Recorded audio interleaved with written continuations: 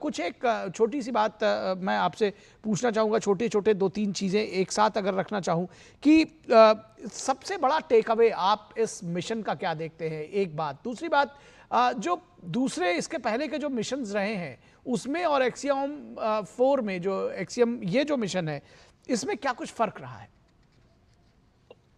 सबसे बड़ा इसमें तो टेक अवे ये यही है कि ये हालांकि एक्स-4 एक कमर्शियल मिशन था, हुँ, हुँ। लेकिन इसने इसरो और हमारे अंतरिक्ष के प्रोग्राम्स के लिए, हुँ, स्पेस प्रोग्राम्स के लिए, गगनयान के लिए, हुँ, भारत स्पेस स्टेशन के लिए और जो फ्यूचर मिशंस हमारे होने वाले हैं, हुँ, उसके लिए टेक्नोलॉजी कोलैबोरेशन के लिए एक हुँ, जो ह्यूमन स्पेस फ्लाइट का एक्सपीरियंस है, हुँ, हुँ, ये एक बहुत बड़ा एक्सपीरियंस है और इससे जो है हमारे भावी कमर्शियल सेक्टर के लिए जो ग्रोथ होगी हुँ, और जो इसमें एडवांटेजेस इसरो को मिलेंगे, हुँ, हुँ, सिर्फ गगनयान के लिए नहीं, स्पेस स्टेशन डेवलपमेंट के लिए ही नहीं, हुँ, बल्कि जो इनके फ्यूचर इंटरप्लैनेटरी मिशंस हैं जो अभी आगे होने वाले हैं। जैसे हम जानते हैं हमने मार्स के लिए एक प्रोब किया है, हम वीनस के लिए कर रहे हैं, हमने ऑलरेडी सूर्य की तरफ एक प्रोब भेजा हुआ है। इन सब के लिए बहुत इसका फायदा होगा।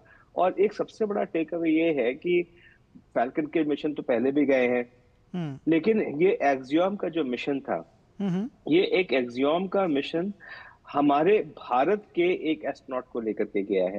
हुँ, हुँ, और इससे जो है हमारे भारत के एस्ट्रोनॉट के जाने की वजह से हम एक्सियोम के साथ तो थोड़ा बहुत कोलैबोरेशन कर ही सकते हैं, लेकिन सिर्फ एक हमारा गगनयात्री जो आने वाला गगनयात्री और अभी astronaut group captain Shubhanshu Shukla ji ने जो एस्ट्रोनॉट ट्रेनिंग की है, वो एस्ट्रोनॉट ट्रेनिंग उन्होंने इंडिया में की, उसके बाद उन्होंने रशिया में की, हुँ, फिर हुँ, उसके बाद उन्होंने अमेरिका में की, नासा के साथ की।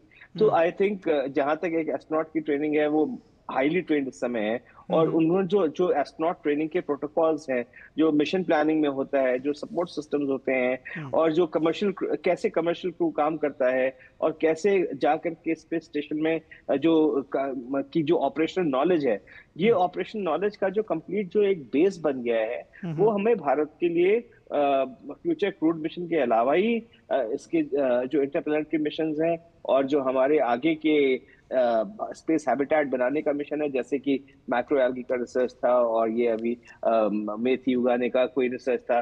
क्योंकि हमें आगे के स्पेस हैबिटेट अगर बनाने हैं तो उनको हमें थोड़ा सस्टेनेबल सर्च सर्वर बनाना पड़ेगा। ये हुँ, स्पेस स्टेशन को, आईएसएस को वापस लाने का, हालांकि इसमें एक 150 बिलियन डॉलर की लागत आई है, हुँ, लेकिन अब उसका उस समय खत्म हो रहा है क्योंकि हुँ, सस्टेनेबल नहीं है। आप वहां पर हर एक चीज आपको भेजनी पड़ती है, हुँ, आपको पानी भी भेजना पड़ता है, आपको उसके अंदर खाना भी भेजना पड़ता है और सारा सामान वापस भी लाना पड़ता है। जी। करीब 500 टन वापस लेकर के आ रहे हैं ये लोग हुँ, हुँ, हुँ। वहां से अपने इस मिशन के बाद। तो ये सस्टेनेबल स्पेस मिशन के लिए भी आगे मेरे ख्याल से ये बहुत महत्वपूर्ण और फायदेमंद रहेगा।